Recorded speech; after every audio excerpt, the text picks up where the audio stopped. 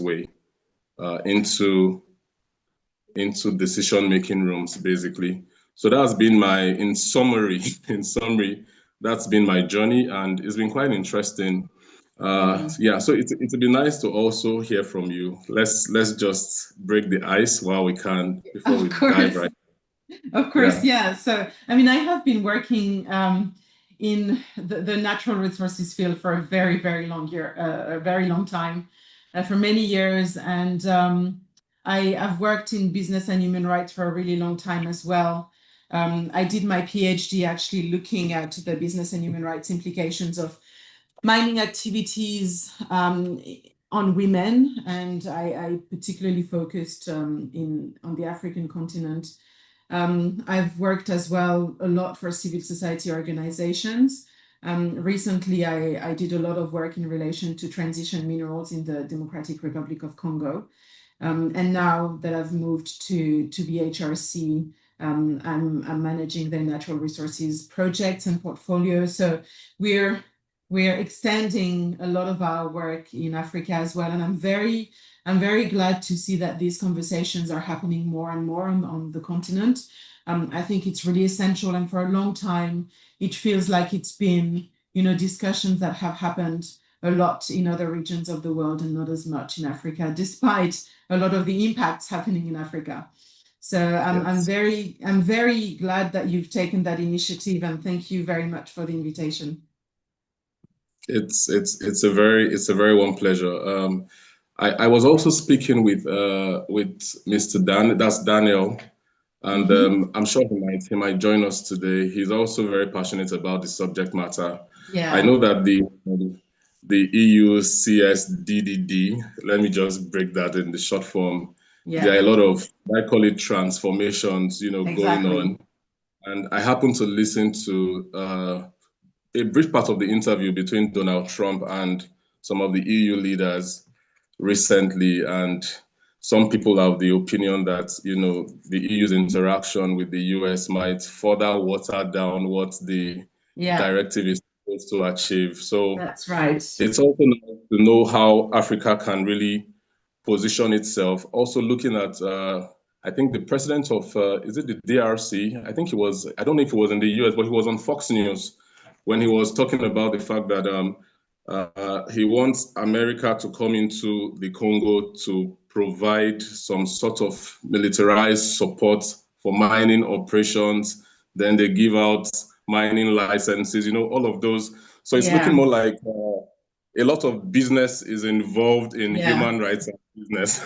I mean, the US have tried to come back to the DRC for a while, because they missed a bit of an opportunity leaving the country just before the transition mineral boom happened. So they're negotiating a lot of agreements with the country at the moment to get a piece of the pie. Yeah, definitely. It's usually mostly about the pie, but the pie has to be the pie must be dissected responsibly. I think that's what this is all really about, basically. So thank you so very much. I'll just quickly call on Mr. Dennis to give us an intro. Then I would read out your profile. Then we can just kickstart the program. Thank you so much. One last thing, I wanted to get the exact pronunciation of your name. I was thinking, is it Anais? Anais, yes. Okay, awesome. Awesome. Thank you so much. Dennis, over to you. All right. Thank you, Mr. Joseph, and thank you to Ms. Anais for that quick icebreaker to get us started into today. So just a quick introduction of myself. My name is Dennis Williams, and I will be moderating today's session. Thank you to all our guests that are on board already.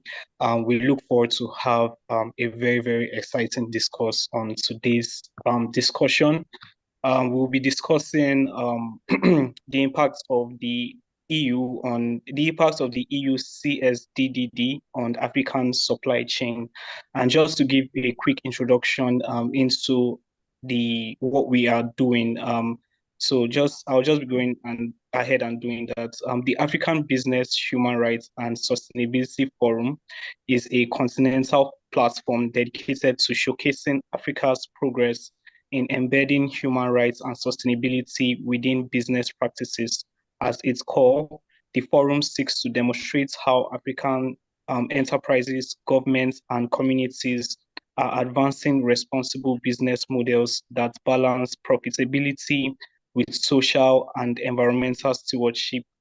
It also examines the growing influence of global compliance frameworks such as the EU Corporate Sustainability Due Diligence Directive, that is the CSDDD, the ESG reporting standards, and international human rights norms on Africans' positioning across diverse sectors, including extractive energy, agriculture, manufacturing, and finance, by fostering dialogue between policymakers, business leaders, civil society, and international partners. The forum underscores Africa's readiness to meet global standards while shaping a unique African narrative of sustainable and rights respecting growth. So that is just a brief introduction into the framework for our discussion and why we are gathered here. So just to quickly have a brief introduction of our speakers for today, I would like to hand over the platform back to Mr. Joseph for him to properly introduce our speakers. Back to you, Mr. Joseph. Yeah, thank you so very much, Mr. Dennis, and thank you to everyone who has made it here today. We're extremely grateful for you taking out time to be part of this Zoom discussion, online discussion. So very quickly, Anais Tobalagba is a business and human rights specialist with expertise in human rights and environmental due diligence in the context of extractive industries. She currently leads the natural resources portfolio of Beyond Human Rights Compliance. In that role, she works with businesses, trade associations, investors, and civil society organizations to promote and facilitate responsible business practices. Anais also specializes in bringing a gender dimension to the BHR debate. She holds a PhD in international human rights law from the University of Technology, Sydney, UTS, and has published and co-published in blogs and journals that include The Interpreter, Third World Quarterly, and the Australian Human Rights Journal, amongst others. Yeah, so that's our guest speaker for today. I'm sure that for much of the students who will be joining us, or university graduates who we've reached out to that have shown interest in today's session, it would be nice to see that you ask relevant questions, take notes when you need to, and ask questions when you can. I think it's high time we dive right in with your presentation. But Dennis, you can guide us in line with the program that you have. Sorry. All right. Oh. Yes, thank you very much, Mr. Joe, and thank you, Anais. So we'll be having a presentation from you. We'll be going over to have a presentation from you. It's supposed to be for 20 minutes. So yes, we'll just be handing over to you for your presentation on today's discussion. Thank you very much. And over to you, Ms. Anais. Thank you very much for the kind introduction and for the invitation as well. I'm very pleased to be here today. I actually have a PowerPoint. I don't know if I can share my screen maybe to help a little bit with what I'm going to say today. So I'm sharing this.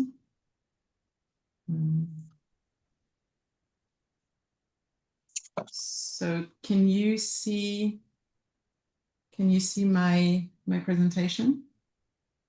Yes, we can. Yeah. Okay, so let me put it.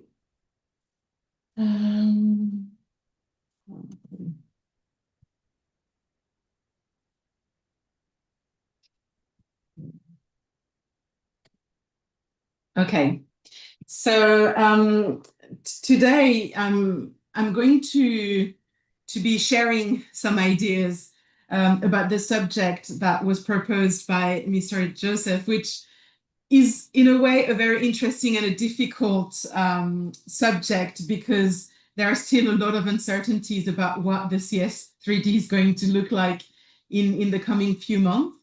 But I think it's really important in any case to start having these conversations, because European Union new due diligence laws, and I have to say it's critical raw material strategy in general, reshape how minerals are sourced, how they're financed, how they're processed, how they're sold in the EU value chains. And this will undoubtedly impact African producers of transition minerals. So when we talk about transition minerals, we're talking about copper, cobalt, lithium, graphite, for example. There's a lot more than that. But in that context, it appears that access to EU buyers and financing will increasingly depend on credible and risk-based due diligence and responsible business conduct. So that's what we're going to be talking about today, how the CS3D, the Corporate Sustainability Due Diligence Directive, is going to be applied and what it means for Africa's extractive sectors. So before, let me see if I can change this. Okay. So before we go into the core of the theme for today, I just would like to give a bit of an overview of what the CS3D is, because there's been a lot of discussions and negotiations around that directive that have happened mainly at European level. And I'm aware that, you know, it's not everyone in other regions in the world, including in Africa, have been following that conversation. So the CS3D, how we call it, is an EU directive that was adopted on the 24th of May, 2024. And it's a directive that requires large companies to identify and address the negative human rights and environmental impacts of their activities in their supply chain. And this is irrespective of whether the harm occurs inside or outside of the EU. And in that sense, the CS3D has two main objectives, which I've put here in the PowerPoint, which is first fostering sustainable development, and that's included in the recitals of the directive that says that one of the objectives is to better exploit the potential of the single market to contribute to the transition to a sustainable economy and contribute to sustainable development through the prevention and mitigation of potential and actual human rights and environmental adverse impacts in companies' chains of activities. So that's the first objective, fostering sustainable development. The second objective, which is a very significant one, is the hardening of soft law, because the CS3D makes it a legal obligation for companies to comply with existing standards on business and human rights, like the UN Guiding Principles on Business and Human Rights, which I'm sure most of you know, the OECD guideline for multinational enterprises. There's lots of related business and human rights guidance as well that are part of this toolkit of international standards. So in other words, we have a law that creates a human rights and environmental due diligence obligation for some EU and non-EU companies. And it's a way to crystallize the non-binding due diligence responsibilities that had been established by international standards. Yeah. Then regarding the scope of the CS3D. So generally, it applies to large companies. So what we were talking about, the possible modifications to the text. But in the text that was adopted in May 2024, this meant that the companies that were in scope of the CS3D were the EU companies with at least 1,000 employees and a net worldwide turnover of more than 450 million euros in the last financial year. And it also applied to non-EU companies that had a net worldwide turnover of more than 450 million generated in the EU. We have mentioned, and I will talk about it a bit later on as well, that there are current negotiations around modifying the text of the CS3D, and it is possible that these thresholds are revised because of a new proposition from the Council of the European Union. And if that proposition is adopted in the final text, the directive would apply to EU companies with at least 5,000 employees and 1.5 billion net turnover in euros, and non-European companies with more than 1.5 billion net turnover. So it would be quite a sharp reduction of the number of companies that would be in the scope of the CS3D.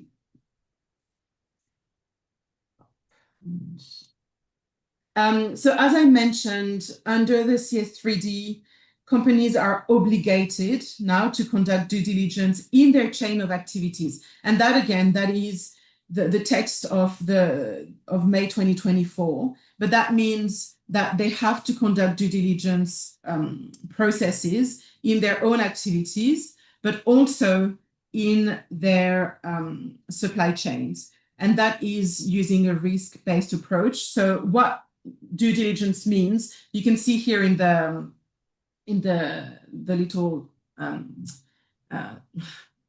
slide that I included. There are several steps to the due diligence obligations, and really they reproduce largely what had been installed by the UN guiding principles and other standards. So you've got that process of first integrating human rights due diligence in policy and management systems, then the whole process of identifying and assessing actual and potential adverse impacts. And that comes with a lot of other obligations, which is the prevention and mitigation of potential impacts, the end of actual impact and the minimization of their effects, and the obligation to remedy actual impact and establish complaint procedures, and then monitoring, reporting, communicating, which is a process that had already been established in the UN guiding principles.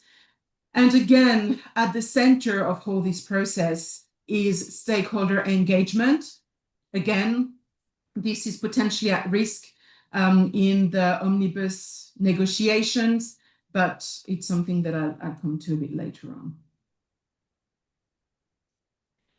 So in relation to the extractive sectors, I want to note that the CS3D is actually not the first piece of legislation that creates due diligence or similar type of obligations for companies in mineral supply chains. I'm sure a lot of you have heard about the so-called conflict minerals. These have been regulated for some years. For example, by Section 1502 of the 2010 Dodd-Frank Act in the US. There's also the EU conflict minerals regulation from 2017. We have also more recent instruments, like, for example, the 2023 EU battery regulation. This one is interesting because it aims to make batteries sustainable throughout their entire life cycle. And it means that, in a way, regulates the sourcing of battery raw materials, a lot of which are sourced in Africa.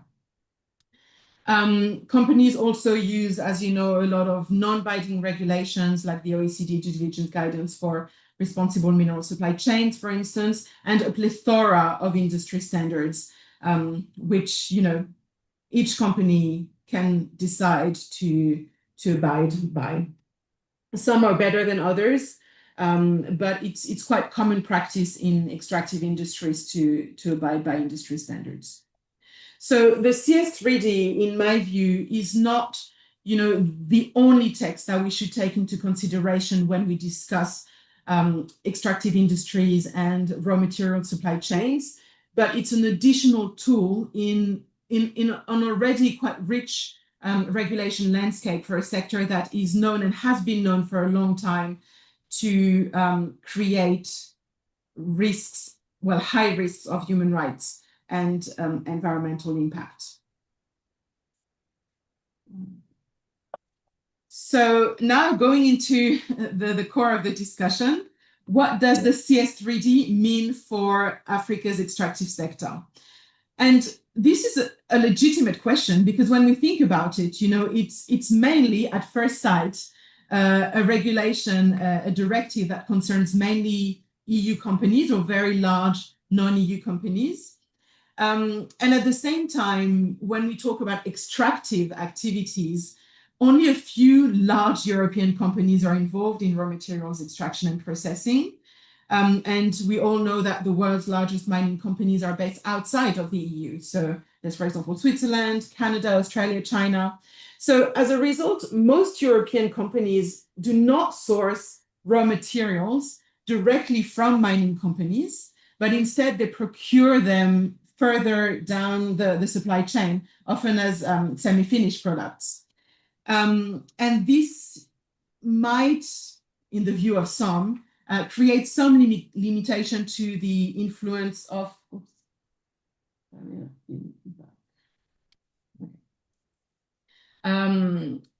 so some limitation to the influence of the CS3D on Africa's extractive sectors, but there will be also a lot, and I think mainly indirect impacts, because the companies covered by the CS3D may cascade their requirements across their supply chains. So I'm going to focus just on some impacts, but there's many. And I mean, this, we could discuss that for hours, and I've tried to share as much information as possible in 20 minutes. But the first impact that I thought was significant is that to implement the CS3D, companies will need to gain a thorough understanding of their supply chains. And that means that a big part of their due diligence process will be to map their own operations and those of their suppliers in order to conduct effective risk assessment. And this step is important because even, in a watered down version of the directive, in-scope companies will still have to respond to risks across their mineral, oil and gas supply chains if the company has plausible information that human rights and environmental risks have arisen or may arise in Africa-based extractive activities, which is likely because, as we said before, it's a very high-risk sector. The second impact that I see is that cascading effect, that rippling effect of the CS3D. Because that means that even if the extent of EU's companies' due diligence obligations is limited, there's some companies like European OEMs, for example, or traders or refiners or battery makers that are in scope of the CS3D. And these ones will push their due diligence requirements, at least on their first-tier suppliers. And this pressure put on the suppliers to enhance their own human rights and environmental performance will also naturally enhance oversight over more upstream segments of the supply chains. And that is, for example, miners, processors, and other companies that are involved in extractive activities in Africa. So in practice, it means that it's likely that European companies may increasingly expect all actors in their supply chains to adopt better sustainability, production, and human rights standards. In particular, and I think this is relevant because we are seeing increasingly a shortening of mineral supply chains, which means that a lot of downstream companies are not trying to have more direct contact with the mining companies, the oil companies, etc. And in a way, it brings the risks closer to home. And in practice, these elements have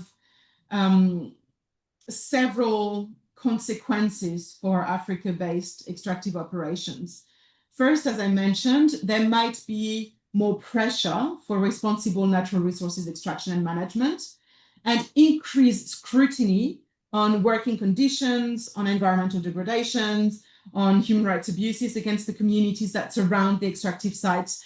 So as a result, and I'm being optimist here, but I think there is a potential for increased awareness and remediation of human rights violations in Africa-based extractive sites where harmful practices may occur.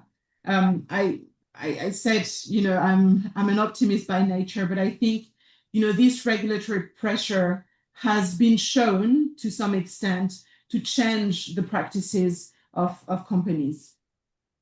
Interestingly as well, the CS3D may also create economic opportunities for African businesses that are involved in extractive activities, because by demonstrating commitment to human rights and sustainability, African businesses can enhance their market reputation.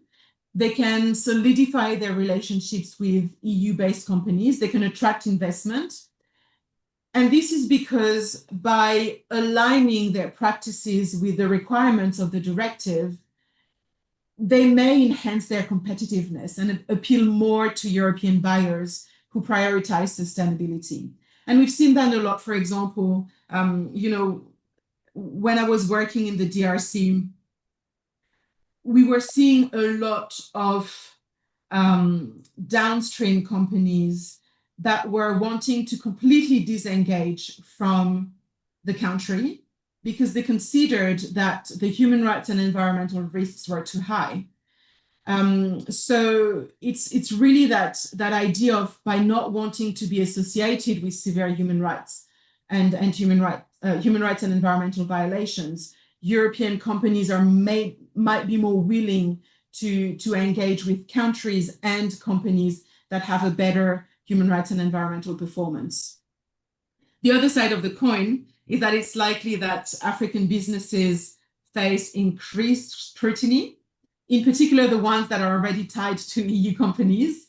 And, as I mentioned, there will be more pressure on African businesses for compliance with international labor, human rights, and environmental standards. They may face more frequent audits and compliance checks, and they may have, and these audits, these compliance checks, their performance might impact on their ability to retain or obtain contracts with EU buyers. These are all, subjects that we could discuss for a while, but I think it's really important to start thinking about these different points because it's really becoming more relevant in a context where the EU is seeking to gain more direct access to transition minerals. It's doing it through the adoption of its Critical Raw Materials Act and the strategy which is associated to this act. And with this strategy, which really is aimed at limiting intermediaries between raw materials and the companies that source them in Europe, some say that there is a risk that European companies try to simplify their supply chains by sourcing from EU suppliers and miners primarily, just because, it seems in theory less risky from a human rights perspective. But I personally don't believe this will be the case, and I don't believe there will be too many negative impacts on African extractive industries, because we know that at least 30% of transition minerals are based in Africa. So, the energy transition is not happening without African minerals. We're already seeing, as we discussed before, the European Union, amongst others, like the US, signing memorandums of understanding with African countries for direct access to minerals. And already we're seeing the signs, because as part of its strategy, the European Union has identified a list of key strategic projects for direct access to minerals. And there's already 3 extractive projects and 2 processing projects that have been approved in Africa. And I think there will be much more coming soon. And the third point I would like to mention is that another impact, that third impact, is, and I think it's relevant not just for mineral supply chains, but for all supply chains, is that the implementation of the CS3D may encourage regional and domestic authorities to support African and Africa operating businesses, to build their capacity to mitigate risks and to help them meet the increasing demand for sustainability standards. And we're already seeing that more and more in Africa. Some African countries are starting to adopt national plans on business and human rights, the most recent being Ghana. The African Union, as you may know, has developed its policy framework on business and human rights. There's also human rights requirements under the African Continental Free Trade Area. So all this is creating, it's fostering a regulatory context where there is more emphasis on responsible business conduct, but also on the necessity to put human rights, labor rights, and the environment at the forefront of all the economic, including extractive activities happening on the continent. And I'm running short of time, so I will conclude with the potential emerging challenges. Because as we said before, it's difficult to talk about this CS3D and its impact at the moment, just because we don't know what the final text of the CS3D is going to look like. There's so much uncertainty, and for those who haven't been following the debate at European level, the European Union introduced what is called an omnibus package in February 2025. And the objective of that package is officially to simplify certain due diligence and sustainability obligations, and also give companies more time to prepare for compliance with the CS3D. I'm sorry, I can change this. So we know that there's many changes that are going to happen, and we know that there's a lot of chances that the text is watered down. And I'm not going to focus on all the changes that are going to happen, but I think 3 of them are quite relevant when we talk about extractive industries in Africa.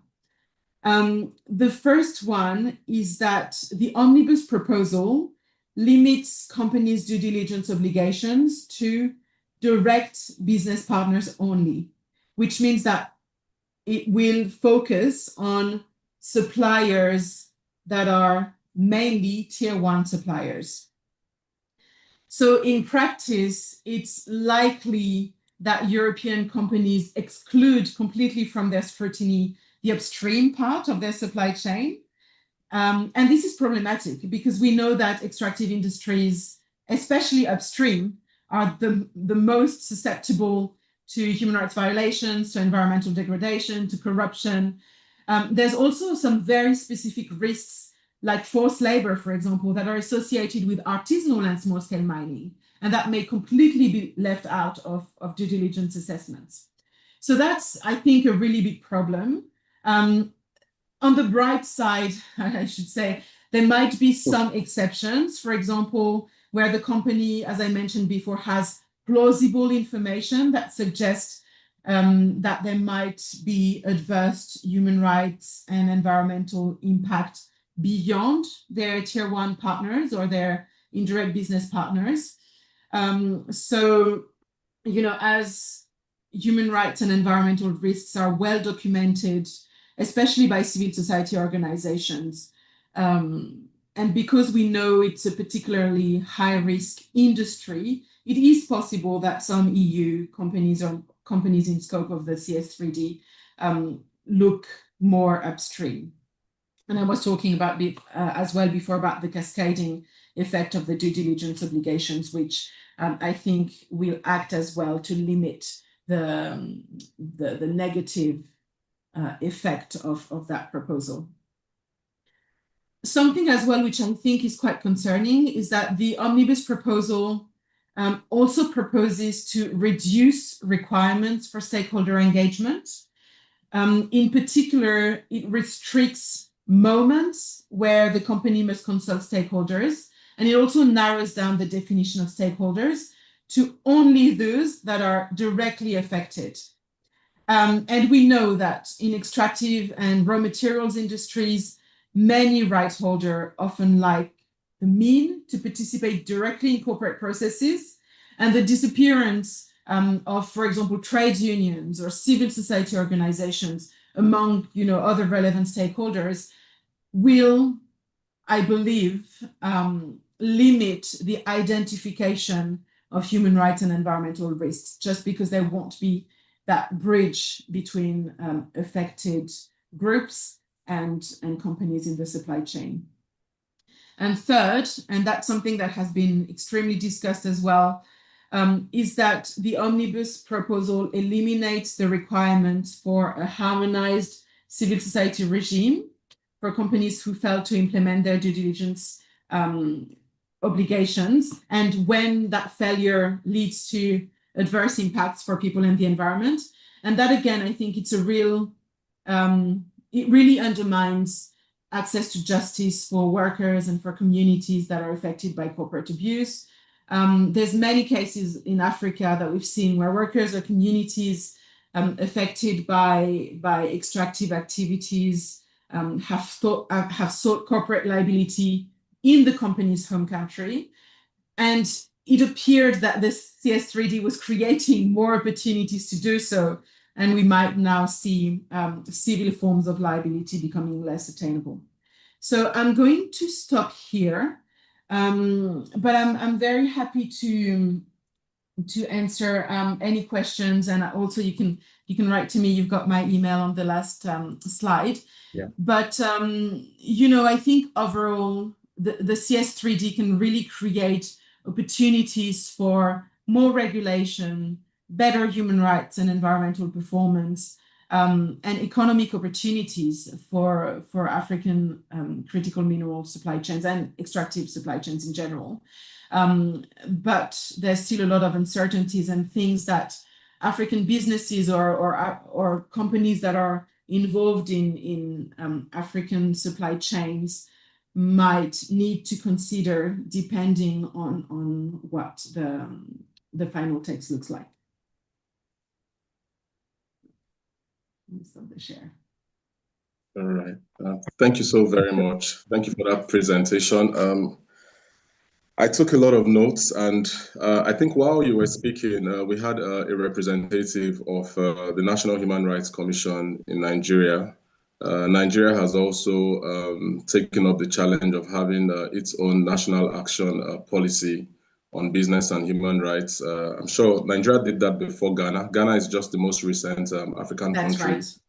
Yeah, amongst the very few African countries. But I know that many other African countries are taking the bold step to come up with their own country specific national action plans on business and human rights.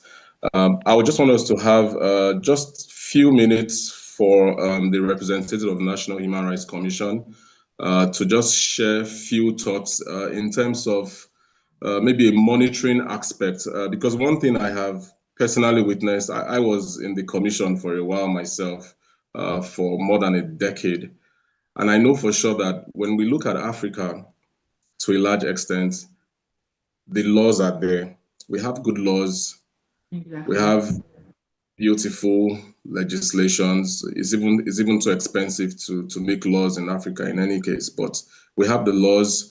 We have everything that should appear to address some of these issues. Because while you were speaking, I'm just thinking about the small-scale miner, the artisanal miner down there in a very remote village, far from civilization, you know, having children in the mine sites, having women on mine sites who are sexually assaulted because they are looking for the possibility of having to earn a living, so to speak. I'm looking at issues around the environmental degradation.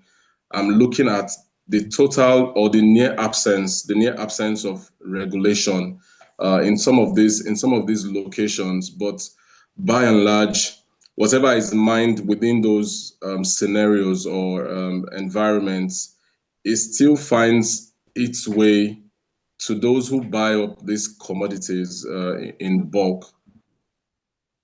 How do we then measure? I'm just thinking aloud. How do we then look at human rights? Because if these minerals find their way to companies that necessarily may not share the valuation of the human person in some of these mining locations, and it's very possible, or that has actually been the case for most companies that pretend to be complying, but basically are not complying, because when you go back to the source of where the activities emanate from, you find out that even the knowledge about human rights in the first place is almost totally absent, because much of the time when I speak to people, basically, and I'm talking about business and human rights, people can easily tell you, in most of my interactions, people can easily tell you, okay, there is right to life.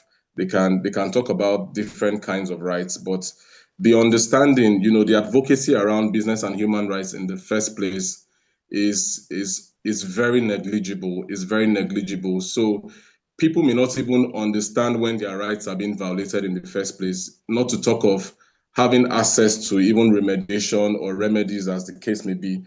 So much of this is really lacking across a lot of supply chains within the African system.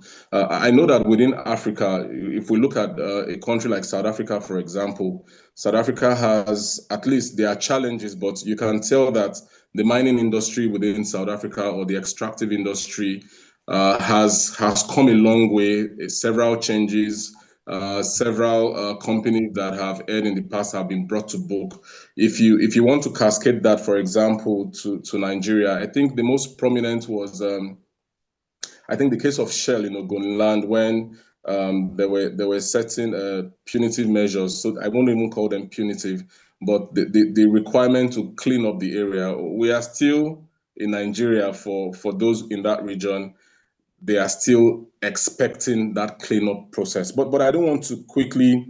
I just wanted to say that it's beautiful. It's beautiful, so beautiful to see when you talk about limiting the obligations, of companies directly to their business partners. When I think of that as against the other players within the value chain, it could presuppose to me personally that those who really need the protection,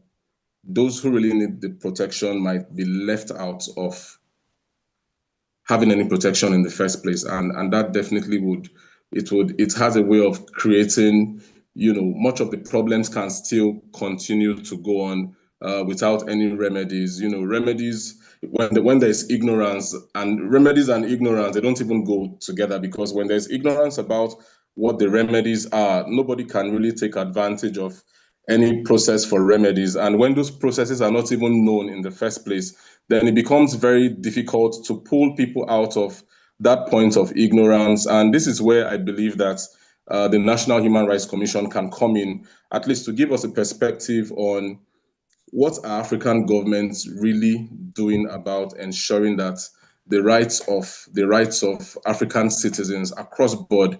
Because when we look at Africa, for example, it's almost about 54, I think we have 53 or 54 countries in Africa. Every market is different. Although we have, after trying to see how Africa can begin to trade internally within that particular system. That system is growing, is a new system. Countries are beginning to do maybe first transactions, especially within trade amongst each other. But by and large, the African marketplace is majorly country by country. But I know that the EU has like an umbrella system, that takes into consideration a one-directional approach, at least to a very large extent. But we don't necessarily have that kind of a direction. So if, for example, a company wants to do transactions maybe with Nigeria, the rules might be different when you are dealing with Congo, for example, or when you are dealing with South Africa, or you are dealing with Mozambique, or you are dealing with Ghana, as the case may be. So that legal framework disconnect is also there. But it would be nice. I will just quickly call on Mrs. Ivy Aka. I wouldn't know if you're on the call right now. If you can just tell us, I know that the Nigerian, that's the National Human Rights Commission office in Nigeria, has been doing a lot of work. So much more still needs to be done. But the much that we would like to know from you, Ma, if you can just tell us, in terms of, from a monitoring perspective, what are your views when you look at the value chain of the extractive sector, and what do you think we can do better? I wouldn't know what your session is about, but if you can just tell us in the next 5 minutes what the Commission is really doing to further deepen business and human rights, value system in Nigeria, basically. We don't have other participants from other countries, but we have Nigeria here represented. So we would like to hear from you, ma'am.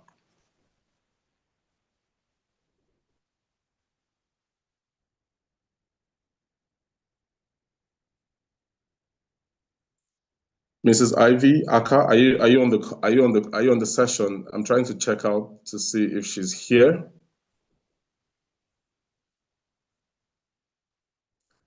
I doubt she has been able to join us for today's session.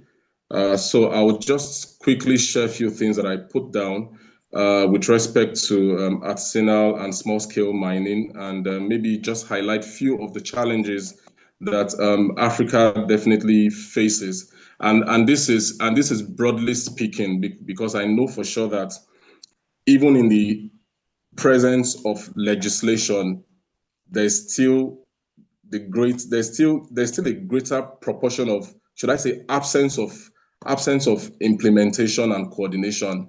That happens across a lot of sectors in Africa. When we look at the laws, the laws are beautiful.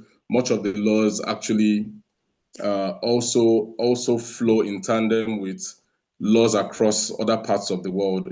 Africa has a way, we have a way basically of trying to see, okay, what are the best practices? I recall while I was still working at the National Human Rights Commission, and when the National Assembly in Nigeria is making laws, they would send all the bills to our office, and we will look at those bills. We'll try to see how we can mainstream human rights value systems within those laws. So I can tell you for sure that during the legislative process, for example, in Nigeria, we factor human rights into the laws that are made in Nigeria. That is done. So when these legislations come out, you can tell that there has been a very high level of input of human rights into those legislations. So we don't have a failure of beautiful legislations in Africa.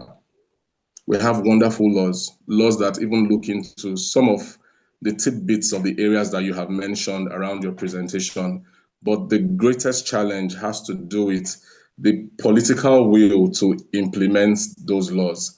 If we talk of artisanal miners, for example, I believe that the Ministry of Solid Minerals, they also have they have a policy framework for artisanal miners, but that policy, translating policy to action, I think is where we majorly have much of the disconnect on the continent. Because when you look at artisanal miners, if you just even do like a Google search, for example, on the mining sector in Nigeria, you'll find a lot of stories ranging from children working in the mine sites. You have that a whole lot. When you talk about issues around sexual exploitation. In fact, there was this story, we did a little chit chat on, myself and a colleague of mine, and we're just talking about sexual exploitation issues in mining sites, where for women to be able to, even the fact that women don't even earn as much as men in the mining sites, they might do almost similar work, but they don't earn as much. That's another issue. But the issues around, before you even get into the mining site in some of these locations, you would have to go through, or you would have to be exploited by somebody who is managing the site sexually and otherwise. Those issues are there. So when we talk about remedies, for example, when we look at the 3 pillars of the UNGP and we're talking about remedies, and I'm now thinking that the National Action Plan of Nigeria also has that particular process.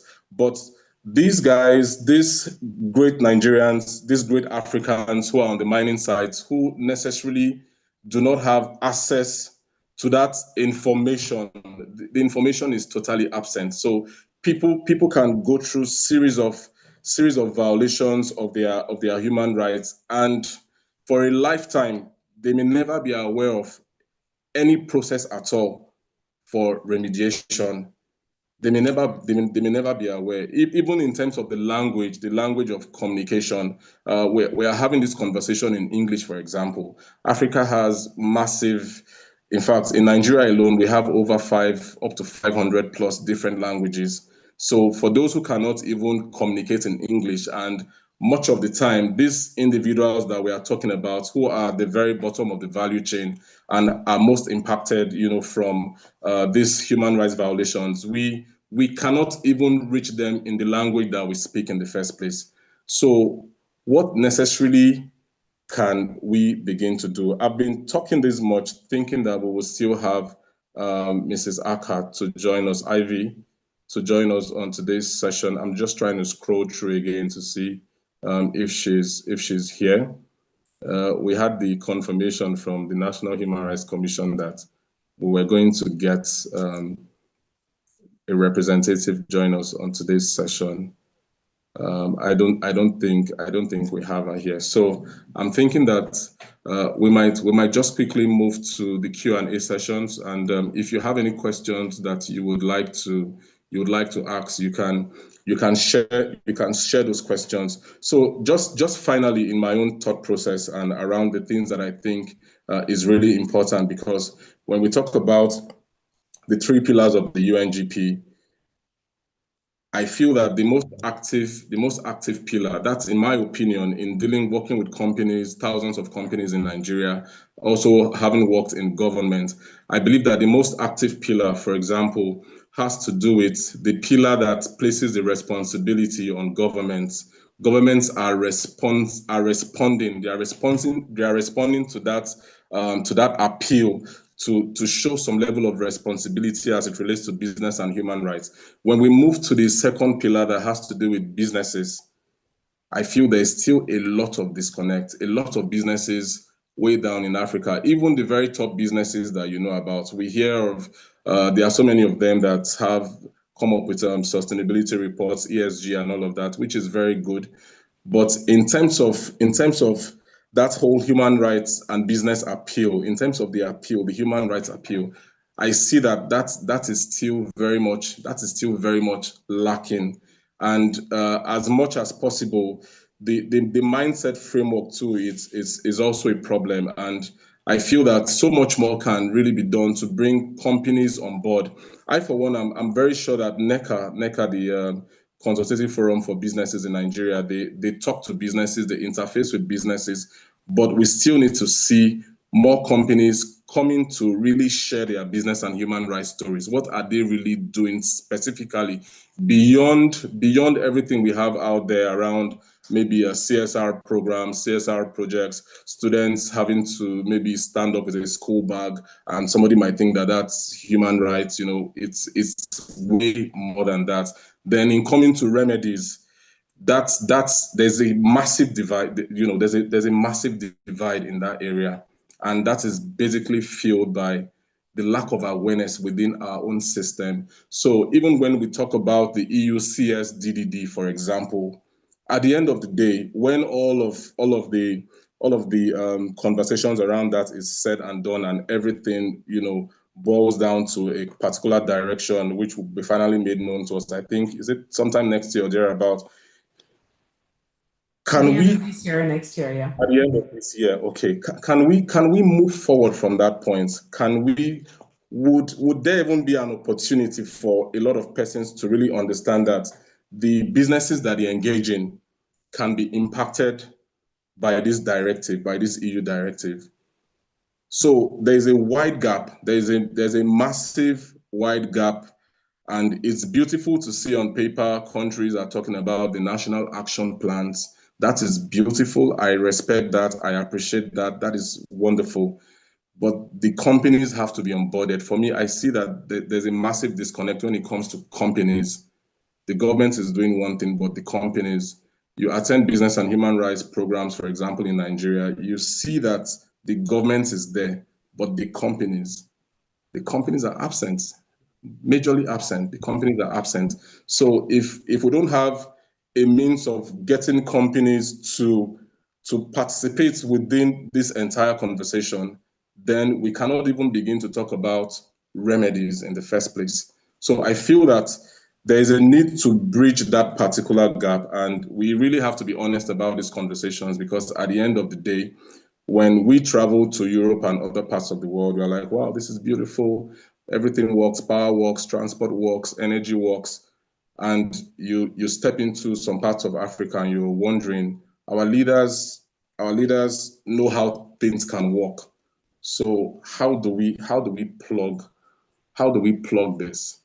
How do we plug this? I like I said before, just while we started today's session, we were talking about I think the conversations that America is having with the EU around even the CSDDD, I think, to a very large extent, and how that I believe very strongly that there would definitely be there will be few changes that would really impact on a lot of things. And of course, it's really about business, but we need to put the human rights, we need to find a means of entrenching all of that together to see how we can make progress on the African continent, because by and large, so much is really going on. Mining takes place, people are in jobs and out of jobs, people are trying to find a means of livelihood. And if we have laws that, restrict access or restrict the transition or the translation of access to the very end of that value chain, then we've not really solved the problem. We may have solved the problem by a reporting system, but we haven't solved the problem by dealing with the issues at the very end of the supply chain. So much still needs to be done. I will still do this very one last time to check if Mrs. Aka Ivy is with us from the National Human Rights Commission. I'm just trying to check the participants here. And if I can't find her, then I think, Mr. Dennis, you will guide us into the next session so we can proceed with that. But I believe that we've been able to generate some thought processes around this. And I'm also happy that we have several persons on this call who would like to take your questions. Anais would like to also answer a few questions from you. But right now, let's just dive quickly in. Mr. Dennis, please help us out to the next phase of our conversation. Thank you very much.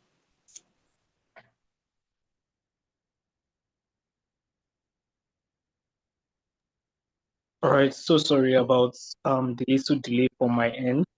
So next we'll be heading over to pictures. Yes, so we'll be taking a quick screenshot. We had quite an interesting discourse so far from both speakers, and we are very, very, very, very, very happy to be part of this conversation going on around human rights and business. So please, I would like to encourage those of us on the call, if that will be possible by us, can we kindly turn on our videos so that we can take a quick screenshots to identify that, yes, this conversation is actually going on and we have participants who are partaking in this conversation. So please, if you are available to turn on your video, please would like to have you do that quickly for a 1 minute picture. So please, can we have participants turn on their videos? Would really, really appreciate if you do, so that we can have a picture, like I said. I will be doing that in very, very, very quickly in 1 minute. Please, can we have more people turn on their video? I would like to employ all of us down the call. Please turn on your video. Thank you very much as you comply. Thank you. All right, thank you very much, Sophie. Thank you very much, Sophie. Do we still have more people who can turn on their videos? We really, really appreciate that. Thank you so much, Mr. Stanley.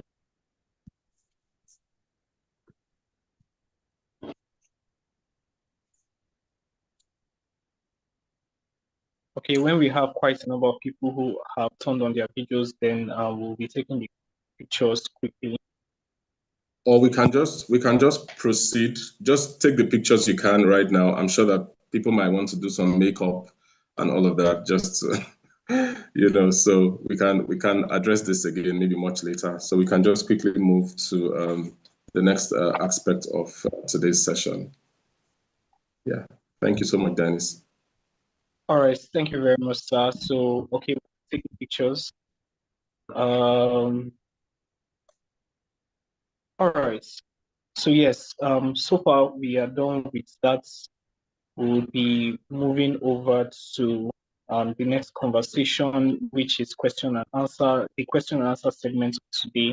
So please, if you have questions that you would like to ask, in regards to the discussion we've been having so far, the role of the EU in implementing and the impacts of the CSDDD, on human rights and business, in regards to the discussion so far, if you have any questions, you can kindly indicate by raise of hands, or you can send your question into the chat box. We'll be reading it. We'll be reading those questions and have our guests, answer them. I'm sure they are ready to take up the challenge, no matter the angle from which you're framing your question. So please, if you I think I have a few questions, actually.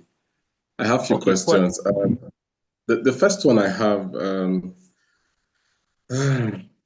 I'm trying to not be so much of a Pan-Africanist, but I'm African. I can't really help it. So I'll just go ahead and ask the question.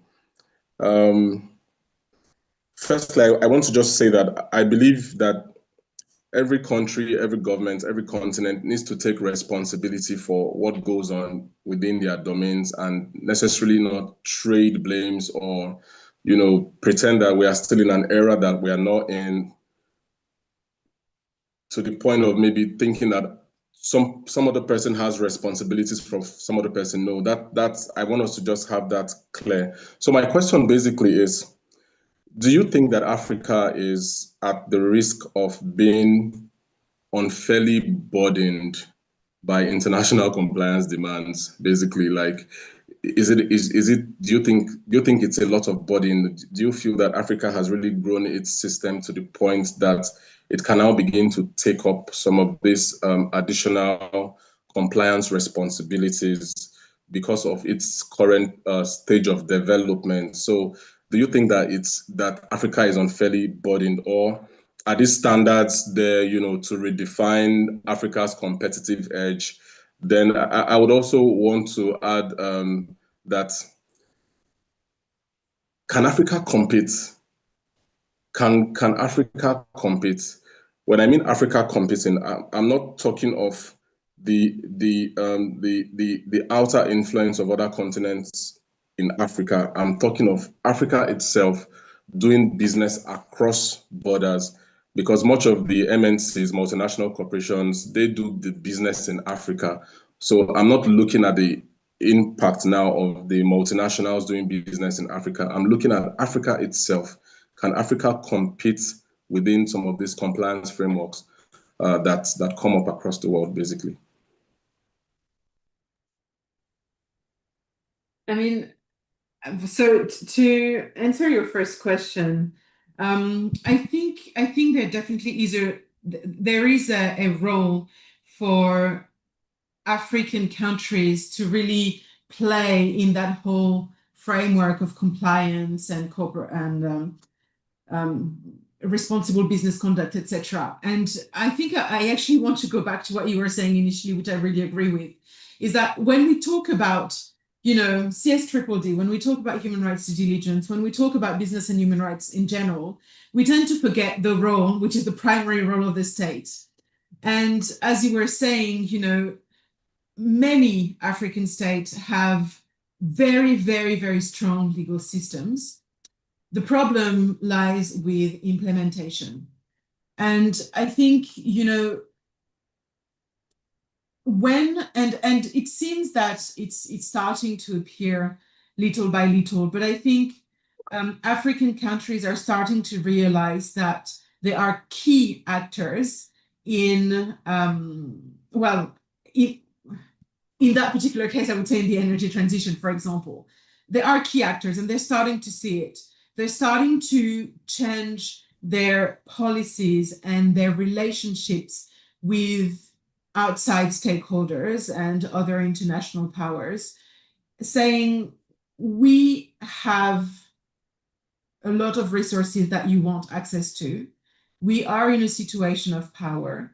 We are trying to negotiate agreements that seem fairer than the agreements that were negotiated in the past.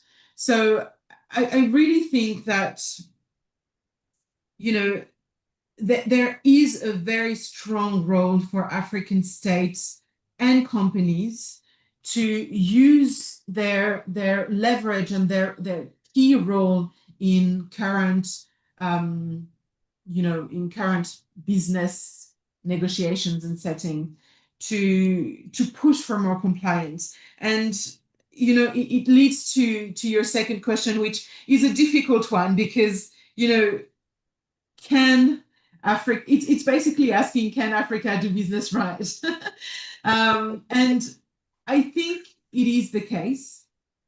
One of the difficulties that we have seen in many African contexts, and which is something that I always bring in conversations, because this is something that never gets talked about when we talk about business and human rights, or ESG, it's the idea of governance and the idea of corruption. And this, in my view, is an element that needs to be taken into consideration and that needs to be addressed as a priority for any strategy on business and human rights and any strategy on due diligence to be implemented. So yes, I think there is a strong role for Africa to play in that whole narrative, in that whole discourse. But there are key questions that need to be addressed at continental, but mainly at state level, because African states have the resources, they have the legislative frameworks. It's really a question of implementing all these rules that already exist, as you mentioned before.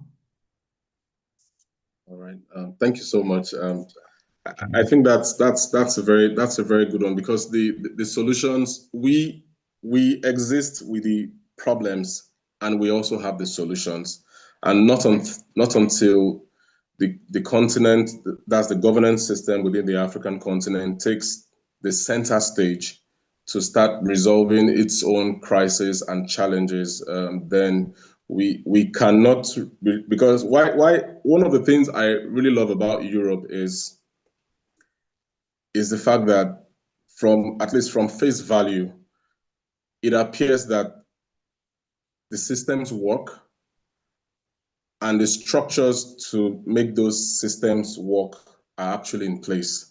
So for us to really, when we talk of maybe energy transition, that's transition minerals, for example, we don't even test the systems here in Africa, because people have this mindset of, it might not work, but we haven't even tried it to even be sure whether it's going to work. And I say that because sometimes while within the Human Rights Commission system, so much of the monitoring issues, so much of the compliance cases that we dealt with at the time, were from persons who necessarily didn't believe that the commission could work to their advantage, but they had to try to believe that, it actually works. And of course, before they could try, they had to hear about it somewhere, that there's a commission somewhere that you can actually reach out to and that can solve problems on maybe X, Y, and Z level. So we need to throw a lot of things at the system within Africa to see what works and to see what we can also basically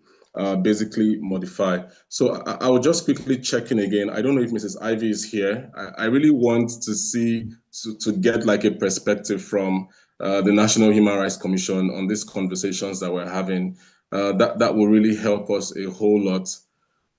We went through quite a lot to see how we could make that happen today.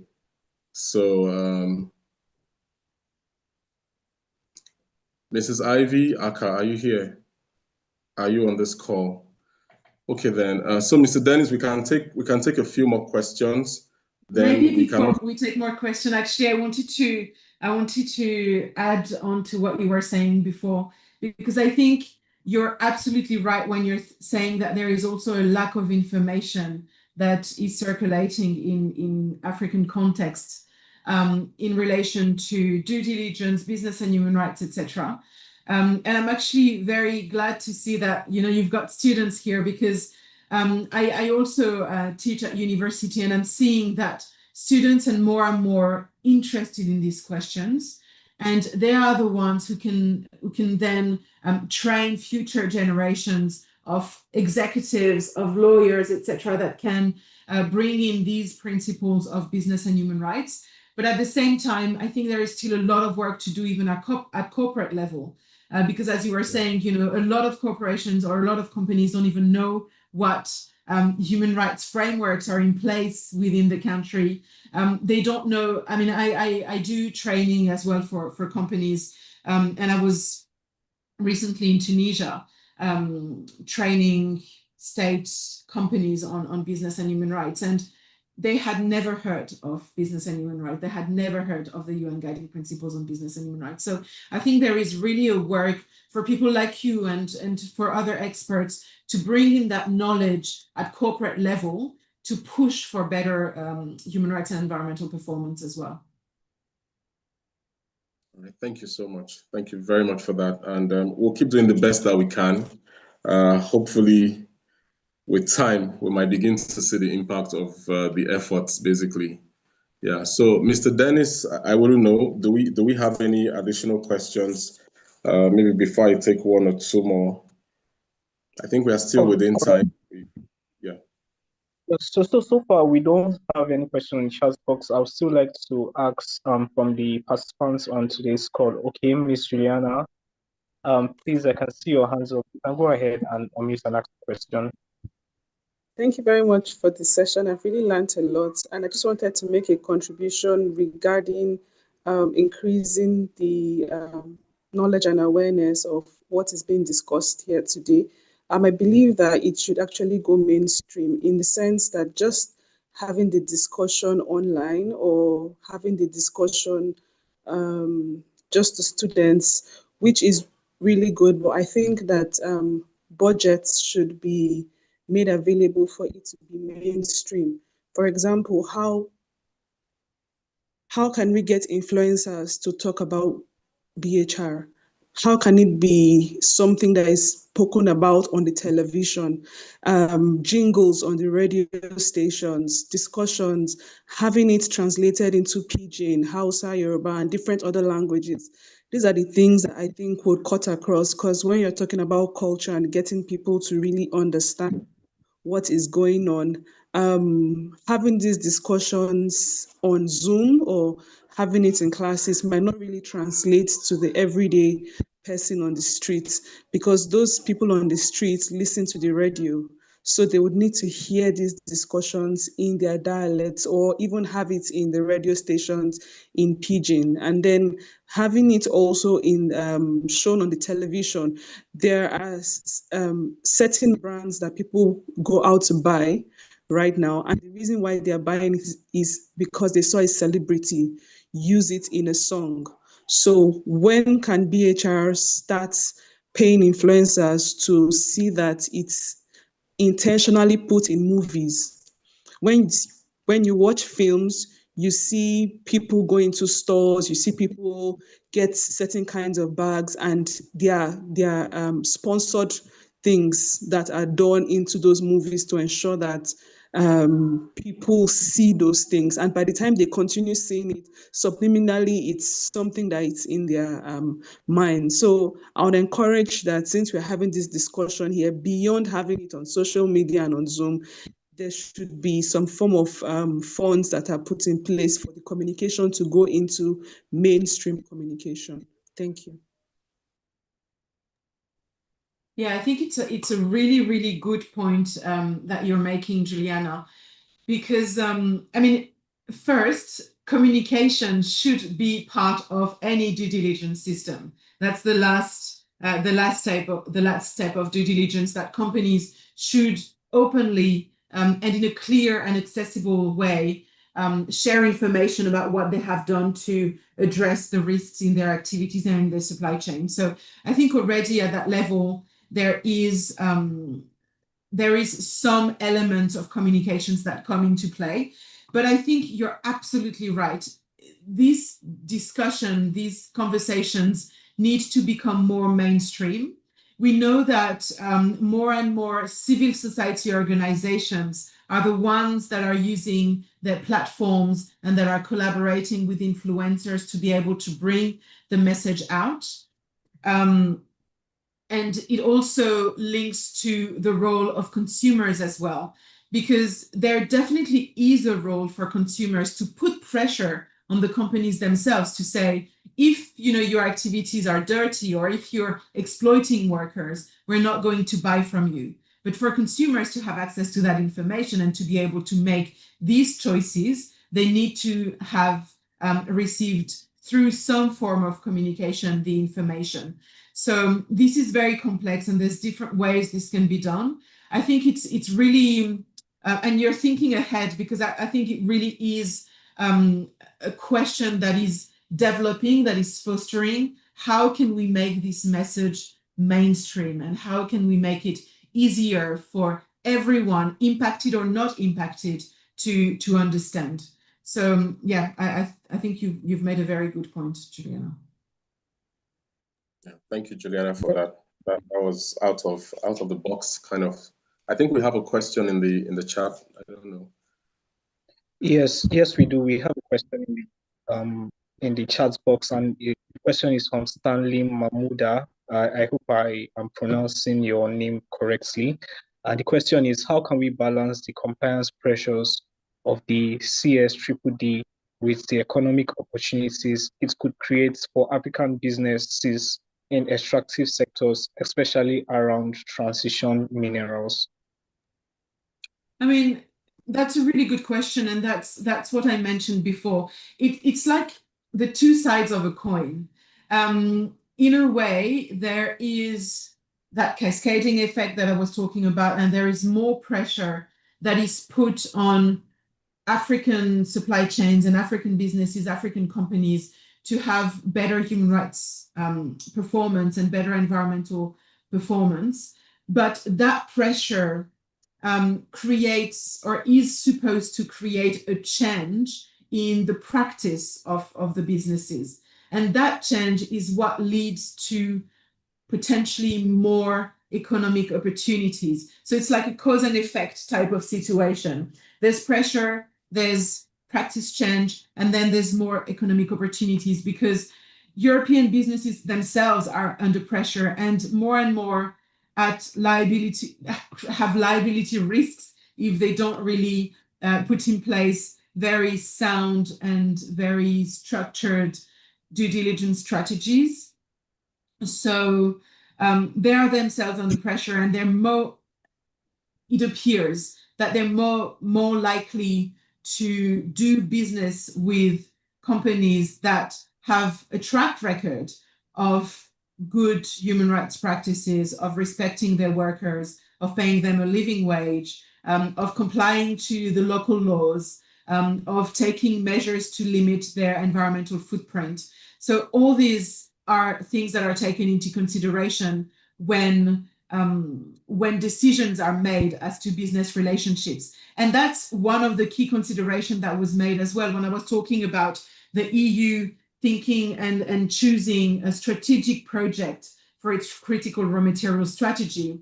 The projects that have been chosen in Africa had to demonstrate that they had in place a really strong ESG strategy and track record to be able to gain these contracts. So it's really a cause and effect and a snowballing effect of creating pressure, changing corporate practice, and creating more economic opportunities. So, I mean, basically, doing human rights good and doing the environment good is also good for business. Yeah, true. Very true. Yeah. All right. Thank you so much for the question, and thank you so much, Ms. Anais, for helping us answer that question. So moving forward, in the absence of any question, right, I'll be handing over back to Mr. Joseph for just the wrap up to today's session. We've had quite a beautiful discussion so far, and we've had a few questions. So over to you, Mr. Joseph, sir. Before we call it a wrap today, I just want to know from all the data, because access to data is another issue entirely. Access to the right data is another issue entirely. Having to even access to data, because I'm just thinking around, okay, what's the data like? Do we have the right data points to be able to make informed decisions around having to provide, more support, especially within the advocacy in the first place. But beyond that, I just want to find out from you, what future basically do you see? Let's assume that while you spoke about the limited obligation to direct business partners only, that, I mean, at the point when you were talking about what the CSDDD really means for Africa, then the reduction of stakeholder engagement requirements. Then you also mentioned weakens civil liability and erodes access to justice. So how does all that give credence to entrenching business and human rights value systems within the African system? Because I feel that might even make the entire system a whole lot more porous, because if companies are not held to a higher standard, even if they escape the African regulatory landscape, it should not be made so easy for them to also escape it at other transnational or cross-border regulatory systems. So with this back end of it, like, what else can policymakers do, in your opinion, within Africa to ensure that we have systems that may necessarily not wait for the European system, but can do right within Africa? I mean, the easier response, in my view, is budget for implementation. In many countries, you've got extremely strong labor law frameworks. For example, in a lot of African countries, the labor laws are not respected in, for example, mine sites, or I don't know, oil sites, etc. The difficulty is not that the standard is not here or that the law is not here, is that there is no budget for example, funding labor inspectors, for example, to ensure that the laws are respected. So that's just an example, but I think that overall it's important for states, for African states, to really put resources in the implementation of their legal framework, including on responding to the potential impacts of business activities on their environment and on their people. So I think this is really one of the key elements, in my view. And I agree with you. Generally it's really an overall ecosystem which is at the moment we're seeing more and more resistance to really responsible business practices. We're really seeing resistance from states. We're seeing resistance from the industry itself. And the way to counter this resistance, as you were saying, is by collecting effective data to demonstrate, one, what are the impact of business activities on human rights and in the environment, and two, how can complying with international standards and domestic standards contribute to better business opportunities. So I think the data, in my view, and I think, in a lot of contexts, civil society has a bad reputation, but really a lot of the data that is the strongest and that is the easiest to collect comes from civil society organizations, because they're the ones who are in contact with the affected people. They're the ones who know the context. They're the ones who spend years actually doing background research and doing very in-depth research. And they have data available that they're making public. And I think there really is a need for all the stakeholders, including civil society organizations, to be part of these conversations. And when I see, a proposal like the Omnibus saying, we're not going to do stakeholder engagement except if they're directly impacted, then it does create a problem, because we're not having access to data from civil society organizations. We're not getting access from data from trade unions, for example, or any other stakeholders. So I think there really is a role for multi-stakeholders platforms that include state entities, but not only, that includes as well companies, that includes trade unions, civil society organizations, etc. That's a strategy, really, creating more and more of these multi-stakeholders discussions and platforms, and investing more in implementation of the law. Thank you so much. We'll take the last question, then we'll just wrap up. I think I saw Mr. Dennis. Can you help us to read out? Yeah.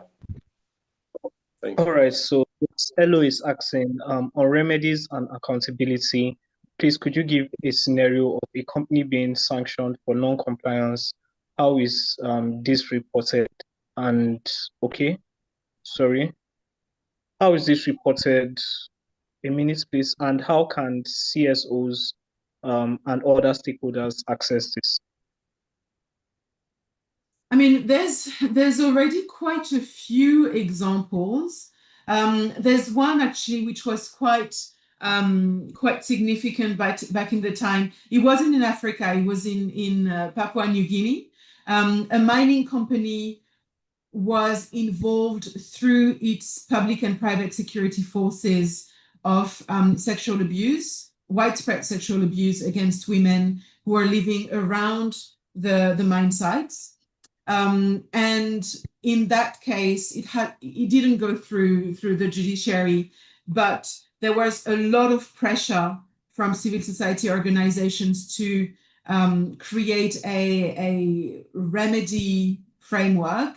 And in that case, the remedy framework is actually one of the ones that is often highlighted to be one of the ones that is potentially the most comprehensive, in part because not only did it take into consideration the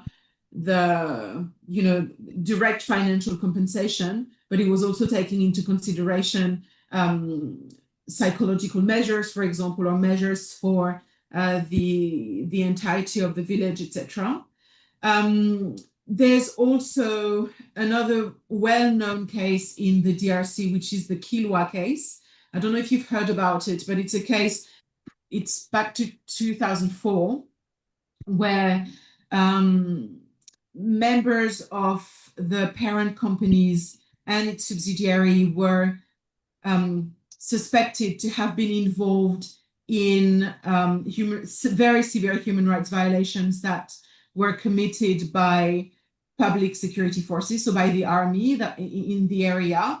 And the company was accused of bringing logistical support to the army to conduct human rights violations. So on that case, there were lawsuits in Canada, in Australia. There was an investigation as well in Australia, and there was a military trial in the DRC. All of them were unsuccessful. So the case was actually brought by civil society organizations, including one, and I see that my ex-colleague is here, Drusilla. That organization was RAID, and amongst many others, that brought the case to the African Commission on Human and People's Rights. And the decision of the commission was that the Congolese state needed to restart an investigation on the question, but also needed to, that the company needed to provide very comprehensive remedy for the victims. The issue with the commission is that its decisions are not binding. So far nothing has been done, but it's a case where really the company was highlighted by a regional institution, and that the recommendation was done to provide remedy to the victims. And it was, again, very widespread remedies. There's also cases in Tanzania where the company Petro Diamond was requested to, well, the company was sued, and then there was a negotiation, and during the out-of-court negotiation, the company agreed to provide quite expensive remedy to the affected victims. And in all these cases, the civil society organizations were extremely present. There are civil society organizations that specialize in strategic litigation. So RAID is one of them, but there's also ECCHR and others. There's a lot of CSOs as well that really specialize on bringing effective remedy and accountability for abuses of human rights in extractive industries, but not only. So, I mean, there's a lot of cases, and how can this be accessed? Well, it's a lot of organizations really put their information online. So if you go on the websites of civil society organizations, international ones, but also domestic ones that work on these issues, you will actually find a lot of resources and a lot of information. Thank you so much. I think we're almost wrapping up. On our program, we have votes of thanks and closing remarks. Then we have final words. But I think we can take your final words first, then we take the vote of thanks afterwards. I mean, my final words, and I guess I'm an optimist by nature, but I think, when we think about business and human rights, even if you think, I don't know, 50 years or 70 years from now, it wasn't even a question, we weren't even thinking of how businesses can be involved in human rights violations and how we can make sure that this doesn't happen anymore, that there is better corporate practices and performance, that there is accountability for human rights violations in business context. So when you think about it in the scheme of things, and when you think about it as a legal system, it's actually quite recent that we're starting to think about these issues. So we are at the premise, at the beginning of of thinking about these issues. There's many aspects of business and human rights that have not even been touched, or that are just starting to be touched. Like, for example, what is the role of auditors in facilitating human rights violations in business context? Like, we're seeing that they tick boxes and they're saying, oh, that's right, that's right, that's great. And next thing we hear, there's a building collapsing that has been certified. So, there's lots of questions that are associated with business and human rights that still need to be developed and thought. There is absolutely a role for African experts and thinkers to be part of that discussion. And I'm very, very pleased to see that, young people are interested in these questions, and that people like you, Joseph, are bringing that debate on the African continent. There is a need for more involvement of the people who live in the countries of operation, mainly. So yeah, I think, in the scheme of things, we are progressing. There are setbacks, which I think is normal in that process, because there will always be, people wanting to pull back a little bit. There are setbacks, there are difficulties, but, human rights due diligence is here to stay. Pressure for better business conduct is here to stay. So we're all in this together. In fact, I don't need to add anything to anything you've said. I will just leave that as the high point for everyone to leave here with today. Permit me to just give the vote of thanks. I remember the first time I had this concept in my mind around having to push discussions on this, and I second guessed myself a lot. I was like, is this the right thing to do? Should I just do what I've been doing? Should I leave this out? And I was like, okay, let me just give it a try. And majority of the LinkedIn friends I have actually in business and human rights are in the US, in Europe, not too many in Africa. So that's why we had to reach out across to another continent to get the facilitation done here. And I want to say a very big thank you to you. It was really very pleasant engaging with you online, and thank you for the very positive feedback. When I noticed that your organization shared the post on LinkedIn, I was like, wow, this is really real. And I've been counting down the past 48 hours. I'm like, because this is the first in this series, basically. And I was like, how are we going to get this done? So I want to say a very big thank you to you. I also want to say a very big thank you to your organization as well for permitting us to participate in your knowledge flow. And it has been quite interesting, so far. So much personally for me. I have learned so much. I have improved my own knowledge in this area. It's an area that I just started researching about a few months back. And I'm like, having had the normal human rights background, I'm like, let me just take it a bit further. So it's really nice having to hear from experts like yourself today. We are very thankful. Gypsy is very thankful. One thing I would just add before we round up is that we actually started a mentorship program in business and human rights about 2 years ago. So we bring facilitators, they share around local issues in Nigeria and all of that. So we're starting our mentorship program. It runs for about 8 to 9 weeks.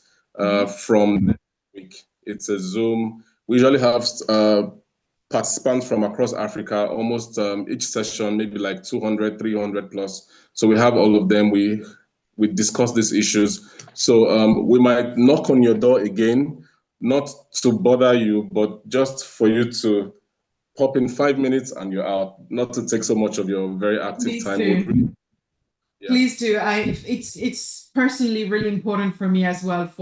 I teach also, and I love being with students, and I love helping the future generation. So feel free to call me anytime. Thank you so very much. So I want to say a very big thank you to everyone that has stayed from the beginning to this very time. Thank you for your time. Thank you for being part of today's session. We want to study, we want to know more, we want to do better on the continent, and the hope is that we'll become a voice for the continent in these particular conversations as time definitely goes on. So thank you, everyone. Do have a very, very, very wonderful evening, and God bless you. Yeah, thank you. Thank you, everyone. Bye-bye.